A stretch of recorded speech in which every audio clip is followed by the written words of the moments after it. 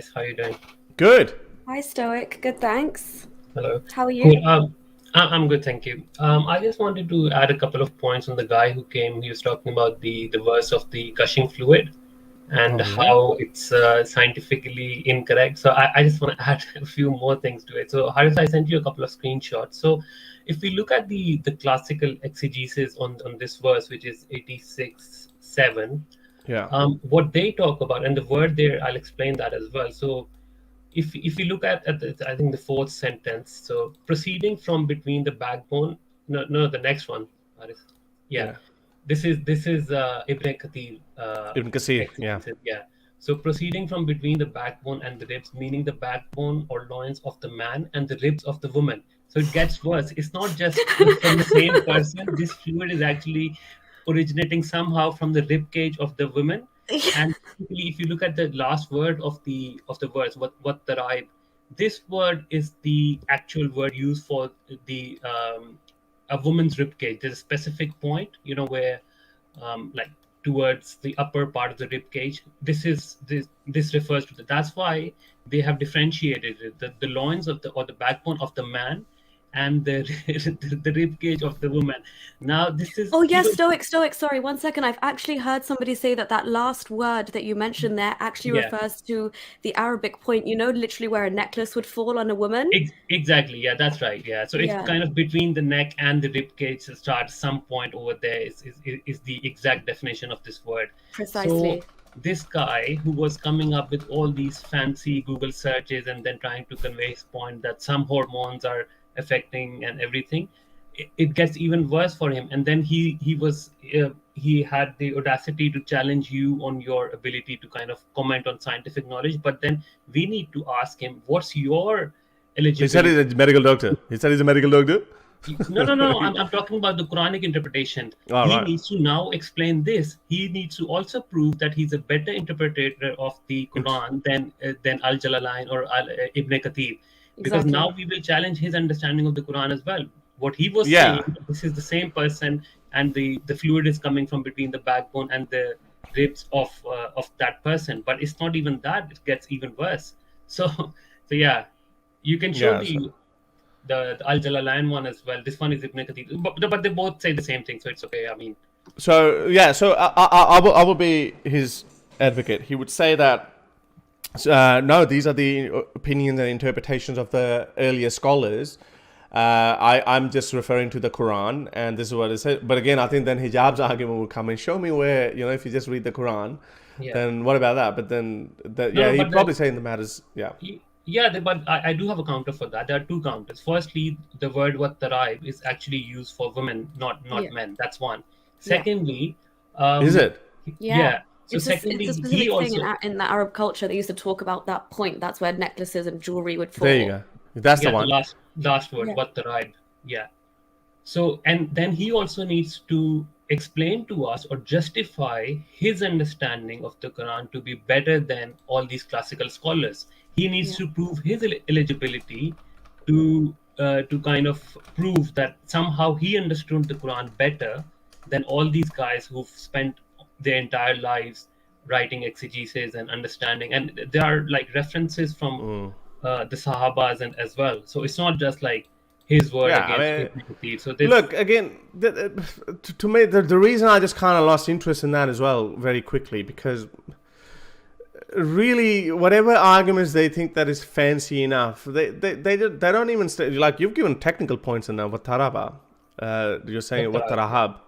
You're saying that is Tara'ib, yeah. So you're saying that's specifically used for women. So it's like, I actually didn't know that, and Yeah, didn't it's even like care. here where this necklace falls. There's that point, and then they associate with the first rib. Right. Okay. So and that's specifically used for. So these are technical points. I'm saying that is not even needed, because we stick by. If you say, again, I just gave the example. If you say, well, the cars are actually made in Thailand, you'd be like, no, hang on, what do you made? You say, no, it's actually because rubber comes from Thailand. So cars have rubber. No, a child is created either because of women's egg, which again Quran doesn't know. That's why it's stupid as well. This is also another stupid point in this tafsir that you shared. It says the sexual fluids from man and women. Yeah, exactly. Yeah, look, from the child will not be born except from both of them, i.e., the sexual fluids. Because again, a woman no, has no women's semen. yes, It's women's nothing sexual like that. fluids, women's sexual fluids is more of a, just to make the process easier and enjoyable. It's got nothing to do with the baby And there are creation part. actual, Yeah. you may remember there are actual hadiths as well, like whoever comes first, the child will be of Yeah. that gender. Yeah. Yeah. So So there's an actual like concept of fluids having equal significance in True. all this. yeah, so when you're talking about the creation, the only thing that you need to say is sperm and a woman's egg, but nobody knew about woman's egg. Secondly, if you're telling about the origin of sperm, where it originates from, sperms are created in testicles.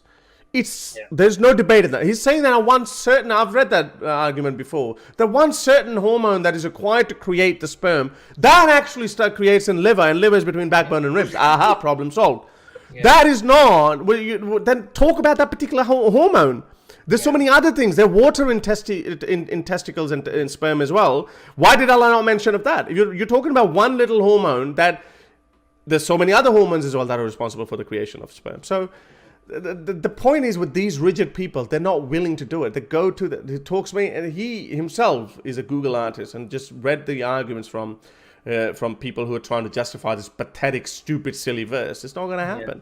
And I mean, by that principle, you might as well say that having carbohydrates, or like having a cake, is bringing babies, because that somehow creates energy in your body. Yeah. It's just, I mean, you could go wherever. Or stardust makes babies, which is actually true in a way. But but it's true in a way. Yeah. Look, scientists are. You could say the scientists are guilty of trying to make their statements a bit more poetic. For example, we are stardust, yeah. But they actually explain the entire process behind that as well. They don't just say that in a scientific book and say, "Yep, this is it. It's a book of guidance for all knowledge. It contains all this." No, mate. Every scientist will tell you what that is. You can't tell us anything what that means, and it's just stupid. The usual comeback they've started using these days is that Quran is not a book of science; it's a book of science. And now, what I would say to them, that's fine with me if you consider it a book of science. But if your book is making some sort of scientific claims, which is false, which are false, then those claims would be judged by the scientific sort of terminology and the actual processes, and it can't be a general statement. When you're making a scientific claim, then you need to make sure that you're making it correctly. You can't be so vague and so allegorical. Willy-nilly vague claim, yeah, exactly. Yeah, this is literally what it is. If the Quran spoke of the stork theory of babies, Muslims would try and justify that too. They would. They would somehow justify it. Somehow they'd be like, a stork. And look, people have done. It's hard.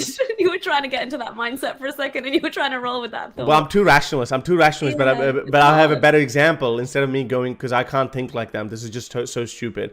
But people have justified. For example, if a crow is cawing on your balcony, they say that means you're going to have a guest today. People have justified that. People genuinely believe in that. For example, black cat has crossed our path, and that's been something bad. It's a bad omen, something bad. So people would justify those things as well. So people would justify anything when it comes to defending their ridiculous beliefs that are not supported by evidence. So again, I go back to the original argument. Unless there's strong evidence to suggest otherwise, we're not going to believe in it. And the more ridiculous it is, the less believable it's going to be. Yeah, if Quran can be defended, then anything can be defended, really. Cool. Yeah. All right. Thank you, Stoic. Thank you very much. Again, like as Stoic mentioned, it's that now they've gotten to a point where they're saying, oh, well, that those are the early Islamic source, the early Islamic scholars and stuff that you said. But that's not our problem, right? This is their problem. Because if now you're denying your own people, then like these are your own sources we're presenting. That is the best thing you have to go with. Otherwise, as Stoic was saying, you've got to argue now that your interpretation is somehow better and more informed. Than all of these people who are much closer to the time and instance and whenever all these sayings and the Quran was being compiled and written, much closer than this guy was today. But that's also the point I want to make about Muhammad Hijab's video. Even though he's trying to attack Quranists, I just want to say the hadith makes it even worse. The hadith then openly lays out like stories on stories on stories of Muhammad raiding, looting, taking captive women, raping women, marrying a 6-year-old, that's all there then. So when you've knocked the Quran off the, and you've basically shone a light on that and said this book in itself can lead to extreme forms of pedophilia, and then you say we rely on these other sources, and then when those other sources are so illuminating on how that is just the beginning of what happens in the Quran. Muhammad's story himself and all those related stories are what come out through the Sirah and the Hadith. And then the Sirah just helps with the Quranic explanation, but the whole picture together is bad. Whether you're a Quranist or whether you believe in the Hadiths, there's filth in both. If you like these videos and want to support me in my activism, then you can support me on Patreon or PayPal. Stay free, everyone.